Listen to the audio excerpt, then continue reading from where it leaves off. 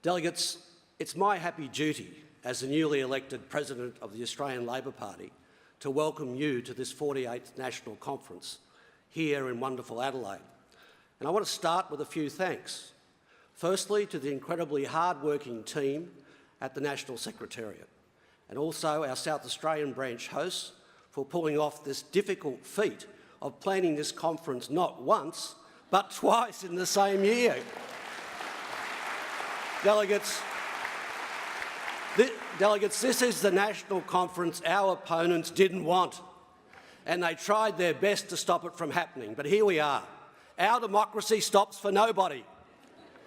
Delegates, let's get on with it. Let's win the battle of ideas.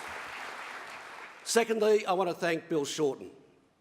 As opposition leader for the last 2 terms, he's taken on the toughest job in Australian politics. He's not only survived, he's seen off 2 Prime Ministers and he's currently besting a 3rd.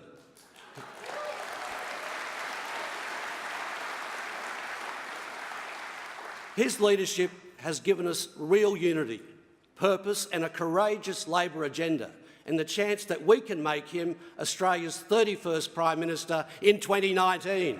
And let's make sure we do it.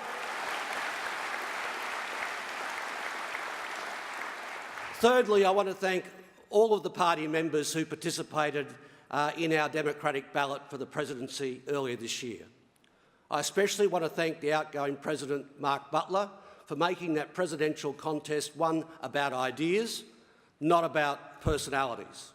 Mark, your service and your passion as our President will not be forgotten.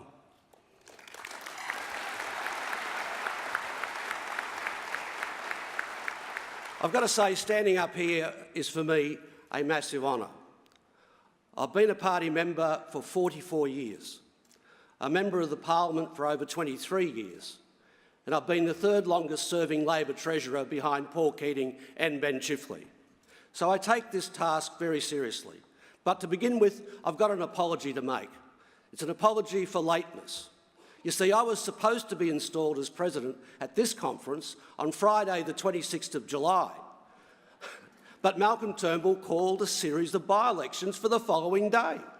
I think he called it Super Saturday, but it did. It turned into the weekend from hell. And as a result, he had to call another by-election soon after, in Wentworth. Delegates, we have a government falling apart in front of our very eyes, led by a grinning fool in a baseball cap who thinks the G20 summit's a good place to talk about sausages.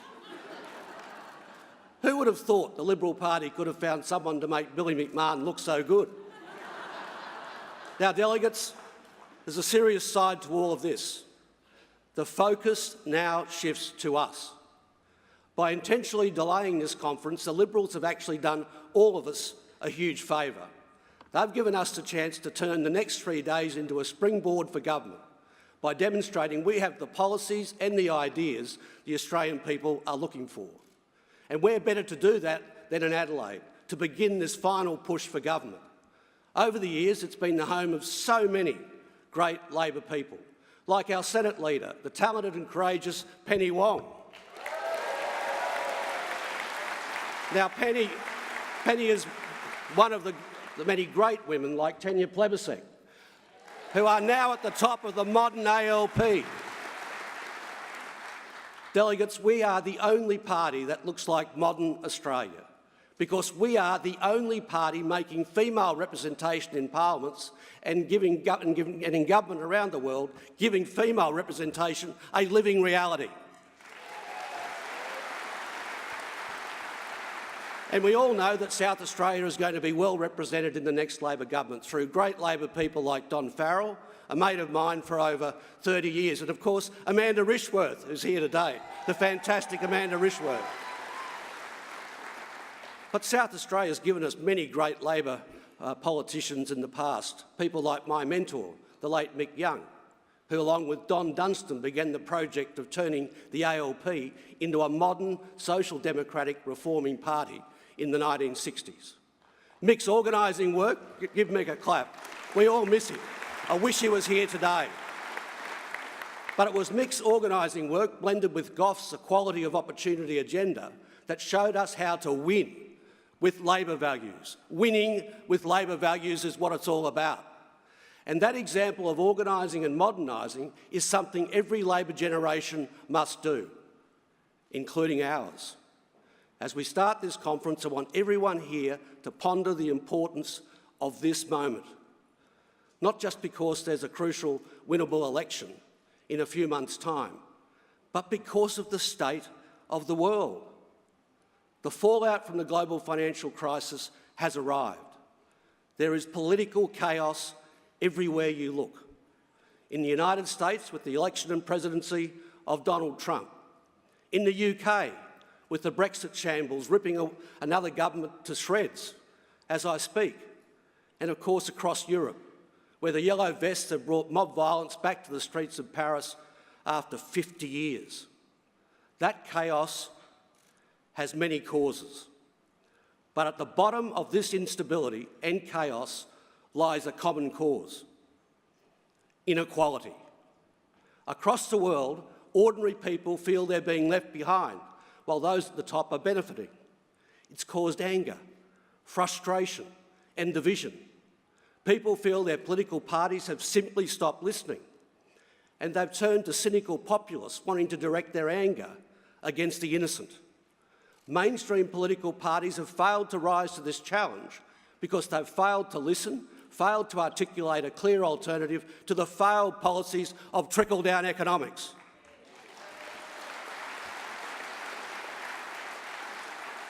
Now, many of our sister parties, like the SPD, the French Socialists, the Italian Social Democrats, have in recent years seen their votes drop dramatically and their representation has been slashed.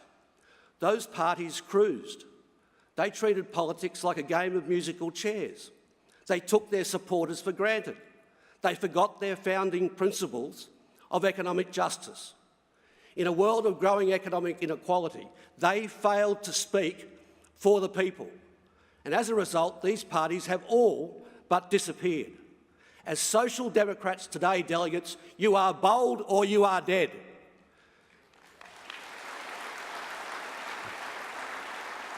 And the good news, delegates, is that we are the strongest political force opposing right-wing populists, and it will be them or it will be us. We've faced momentous challenges at our national conferences before. In 1942, John Curtin tackled the conscription issue to defend the country from foreign invasion. In 1969, Gough and Mick won through dramatic changes to our constitution and our platform that were needed to finally bring an end to the Menzies era. Delegates, this is our moment.